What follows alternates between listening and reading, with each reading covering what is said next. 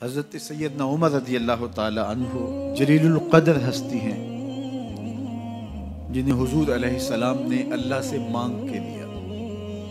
سارے صحابی رسول کریم صلی اللہ علیہ وآلہ وسلم کے مرید ہیں، لیکن جناب عمر میرے حضور کی مراد ہیں۔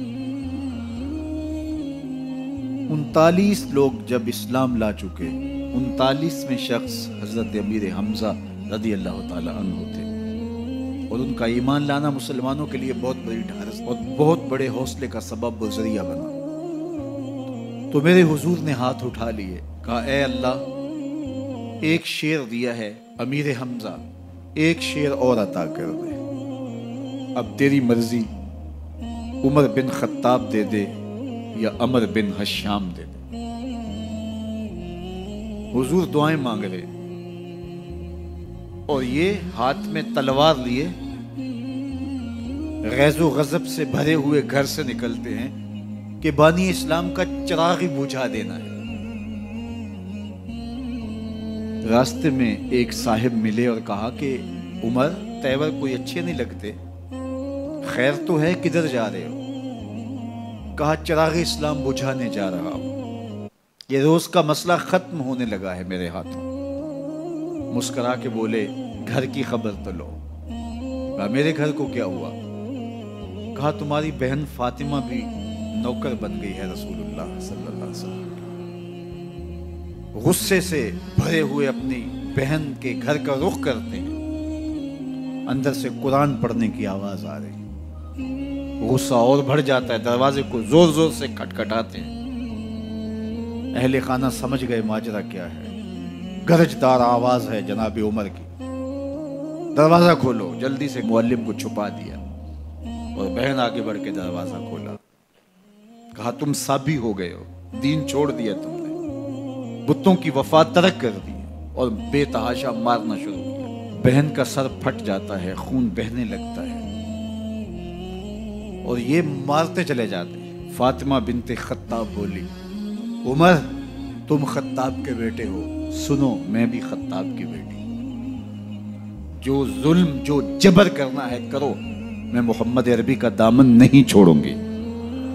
سوچنے پہ مجبور ہو جاتے ہیں وہ کون سی طاقت ہے جس نے بجلیاں بھر دی اس کے اندر۔ کہا جو تم پڑھ رہے تھے مجھے بھی سنا سکتے ہو؟ کہا تمہیں غسل کرنا ہوگا۔ عمر اپنے بدن کو دھو رہے ہیں، میرا رب دل دھو رہا ہے۔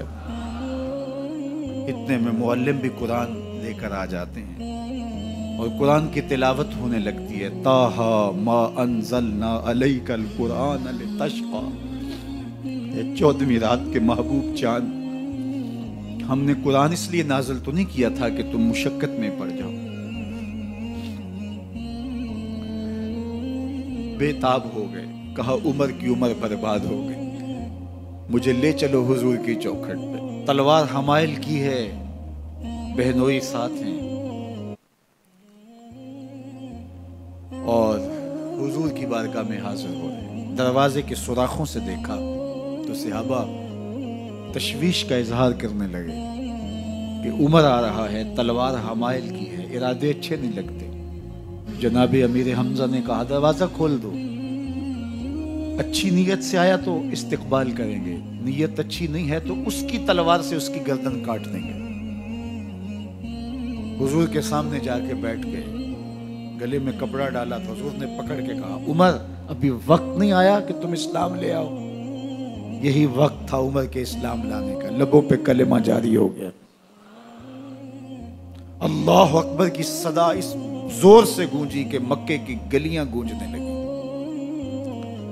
اسلام لانے کے بعد حضور سے پوچھتے ہیں حضور کیا ہم حق پر نہیں ہیں؟ فرمایا ہم حق پر ہیں۔ اللہ کا دین سچا نہیں ہے؟ کہا اللہ کا دین سچا ہے۔ آپ اللہ کے سچے نبی نہیں ہیں؟ فرمایا میں اللہ کا سچا نبی ہوں۔ تو کہا پھر ہم چھپ کے عبادت کیوں کریں؟ اب مسلمانوں کی 2 صفیں بنتی ہیں، ایک صف کی قیادت امیر حمزہ کرتے ہیں، دوسری صف کے آگے آگے عمر بن خطاب چلتے ہیں اور حضور درمیان میں ہیں، اور یہ ملکوتی قافلہ صحن حرم میں آ کے اعلانیہ عبادت کرتا ہے۔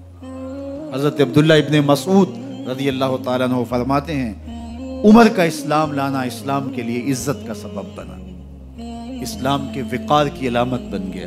ایک ایک کے دروازے پہ جا کے دروازہ کھٹکھٹا کے کہتے ہیں، وہ تو اور خبر سننے کے لیے بے چین تھے کہ یہ بانی اسلام کی زندگی کا چراغ بجھانے گیا تھا، کوئی خبر لایا ہوگا۔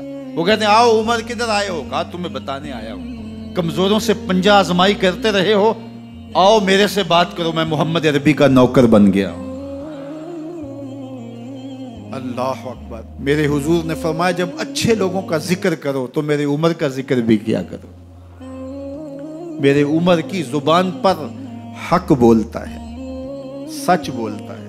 ان الشیطان یفر من ظل عمر، عمر کے سائے کو دیکھ کے شیطان بھاگتا ہے۔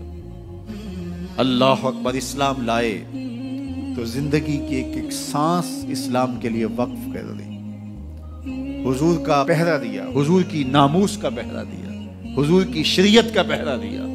اسلامی فتوحات پھیلی تو پھیلتی ہی چلی گئیں، کبھی مصر فتح ہو رہا ہے، کبھی ایران فتح ہو رہا ہے، آرمینیا تک مسلمانوں کی افواج پہنچتی ہیں۔ 22 لاکھ مربع میل پر حضرت عمر رضی اللہ تعالیٰ عنہ کی سلطنت پھیل جاتی ہے۔ عدل و انصاف کا دورہ ہوتا ہے۔ زمانے نے دیکھا کہ غیر مسلم بھی عدالت میں کھڑا ہے تو اسے خوف نہیں ہوتا تھا کہ میرے سے ناانصافی ہوگی، اس لیے کہ حکومت عمر کی چل رہی ہے۔ وہ بھی مطمئن ہوتا تھا کہ میرے ساتھ انصاف ہوگا۔